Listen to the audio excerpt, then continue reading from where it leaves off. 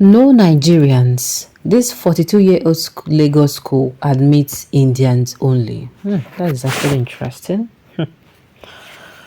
The news in detail, please. According to Punch, officials of the Indian language school, which has been around for 42 years, said they won't attend to a Nigerian. An ex-user had previously narrated his 15-year-old experience with the school. The Indian school in Inupeju only admits Indians. You need an Indian passport for enrollment, he said. My experience with the Indian International School in Inupeju dates back to when my school had a debate competition with them in 2009. I discovered they were only Indian students. I was curious as to why my school was also an international school and run by a foreign embassy with a primarily expatriate kids and few Nigerians. Then I was informed their passports was a prerequisite for admission.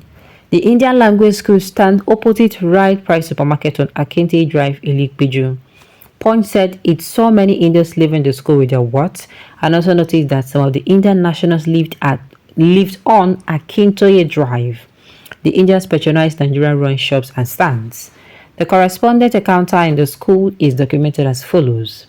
Returning to the main building and approaching the entrance, it was observed there at the security post about 3 gunmen were seen, with one on a uniform and another one put likely a septuagenarian putting on a native attire. They were Nigerian security men from their dress and conversation. Our correspondent asked to make inquiries from his uncle who had 2 kids and would like to enroll them into school. But that your uncle, an Indian man, one of the security men responded. Our correspondent answered in the affirmative to give room for further discussions, as reports showed that at similar foreign establishments, Nigerians were barred even from the point of entry. However, this was not different even with the different approach. The security man in uniform immediately took the details of our correspondent in the form and took the form with him to an office while our correspondent was asked to wait at the security post. While our correspondent sat, Indian nationals were seen trooping in and out. Upon returning, after about 4 minutes, the security man said, the person should come. The person that is Indian should come with his 2 kids. They said as a Nigerian, the management cannot attend to you. So the person should come. The Indian person, he added, noting this was the response of an unidentified administrative worker said to be an Indian. When our correspondent asked to meet the said receptionist or admin manager, the security man said the woman would not attend to you because that's not the message she asked me to pass across. When our correspondent informed them his Indian uncle had not arrived in Nigeria, they still refused him entry. Asking why he was refused entry, another man at the security post told our correspondent, if they're the owners were people of our skin color, now things could be different. But these people, they are the ones that know what they saw. That's made them do things like that. Insisting the admin manager would not attend to our correspondent, the first security man added, they are Indians, so the admin is an Indian. When asked if our correspondent could come with his Indian uncle when coming to enroll his children, they responded in the affirmative, echoing, no problem, that's one is sure. Another one said, when quizzed further if Nigerians were allowed to school, the one of them said it was possible only if the child was born to an Indian national. A worker in a supermarket opposite the school who spoke on condition of anonymity for fear of reprimand confirmed the school was mainly for Indian when asked by a correspondent. Yes, it is, she said, nodding her head. A keke driver, when asked about why Nigerians were not allowed in the school, said, that is what I heard too. If you're a Nigerian, except you're working there or have an appointment, you cannot enter. So we cannot even know if there is a shady thing going on inside there. According to the school's website, the institution was established in April 1982 as a private school under the umbrella of the High Commission of India and is affiliated to the Central Board of Secondary Education in New Delhi. An anonymous source at the Indian High School Commission in Nigeria claimed that the Indian language school was established based on some conditions. One of the conditions is that it will not enroll locals in the school. It is not their fault. In a similar development, Kandi Chinese Hotel in Maitama, Abuja prevented Punch from entering its premises based on the hotel policy that only Chinese nationals could use its facilities.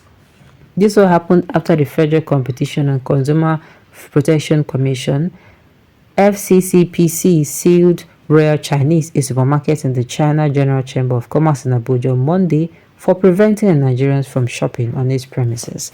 To me, I'm asking this question, why?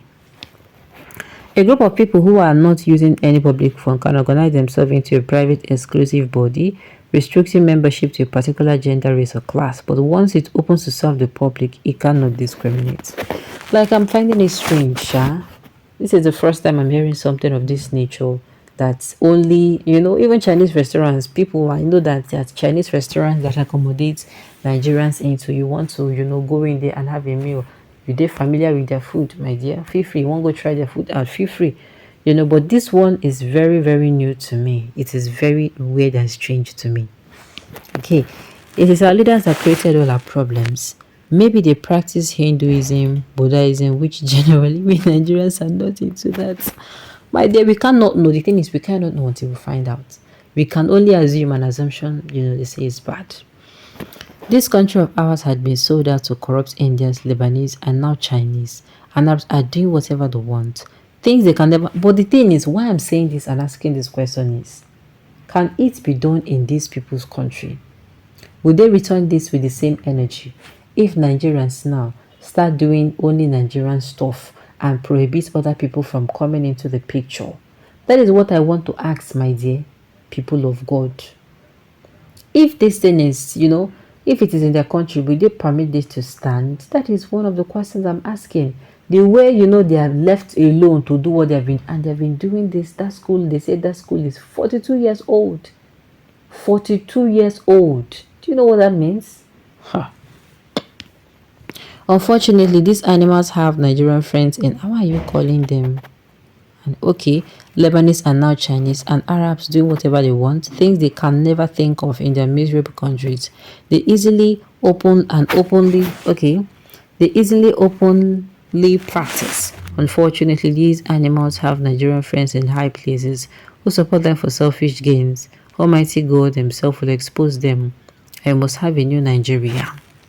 For 42 years, an Indian school has been in operation in Nigeria, denying the host country admittance to it. If not for social media, this abnormality will continue. We need to keep exposing such frivolities in our speech. I tell you, this is a big slap to Nigeria as a country and the biggest shame to our government. How can a foreign country be displaying this kind of appetite against their host country? Can Nigeria or other African countries try this in China, India, or any other Asian countries? It is not that these countries had resources like Nigeria, but due to mismanagement of our economy by past leaders, we find ourselves in this mess and insult. Over to you, Foreign Affairs Ministry. Before you start shouting blame mother, examine yourself properly. What are you not doing well that is causing your guests to reach for something you are in position to provide cheaper than they can getting it outside? Like in other parts of life, the bowl fell in our educational system a long time ago. Many who can afford it has been sending their words to high school outside our shores and droves.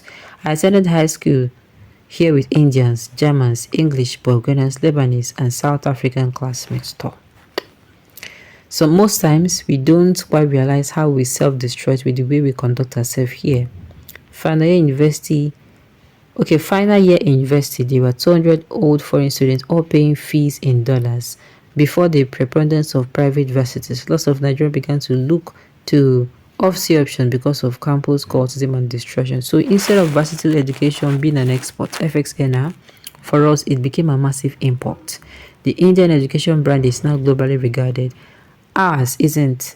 You cannot grudge the people for wanting the rub-off, for not wanting the rub-off. Right, on this note, we have come to the end of the news. We say thank you for tuning in to listen until I come your way next time.